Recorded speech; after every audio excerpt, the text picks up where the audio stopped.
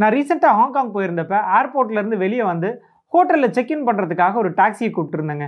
Taxi டிரைவர்கிட்ட இந்த ஹோட்டலில் என்ன ட்ராப் பண்ணிவிடுங்க அப்படின்னு சொல்லி கேட்டிருந்தேன். அவரை என்னை அங்கே போய் இறக்கி விட்டார். அங்கே மீட்ரு பார்க்கும்போது கிட்டத்தட்ட $390 காமிச்சிச்சு. நான் அவருக்கு ஒரு $400 கொடுத்தேன். அவர் திரும்ப எனக்கு $20 கொடுத்துருந்தாருங்க.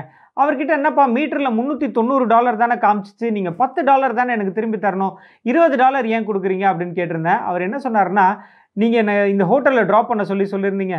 நான் கிட்ட வந்துட்டேன், ஆனால் என்னால் கரெக்டாக லொக்கேட் பண்ண முடியல. ஒரு 2 ஸ்ட்ரீட் தள்ளி போயிட்டு திரும்ப சுற்றிட்டு இங்கே வந்திருந்தேன். நான் லீகலாக $390 கேட்கலாம், ஆனால் மாரலாக $380 தான் நான் கேட்டிருக்கணும்.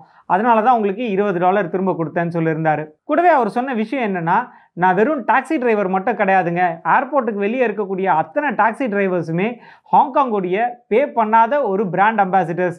ஏன்னா ஏர்போர்ட்லேருந்து வெளியே வந்தவுடனே முதல்ல நீங்கள் எங்களை தான் பார்க்குறீங்க, நாங்கள் எப்படி உங்ககிட்ட பிஹேவ் பண்ணுறோம் அப்படின்றத வச்சு தான் நீங்கள் ஹாங்காங்கே மதிப்பீடு செய்வீங்க அப்படின்னு சொல்லியிருந்தார். இதை ஏன் சொல்கிறேன் அப்படின்னா, உங்களோட ஆர்கனைசேஷனில் இருக்கக்கூடிய ஒவ்வொரு எம்ப்ளாயீஸுமே உங்கள் ஆர்கனைசேஷனுடைய முகம், அதாவது ஃபேஸ் ஆஃப் யுவர் ஆர்கனைசேஷன். எதனாலனா அவங்க தான் டைரெக்டாக கஸ்டமர்ஸை மீட் பண்ணுறாங்க, அவங்க தான் கஸ்டமர்ஸ்க்கு சர்வீஸ் பண்ணுறாங்க.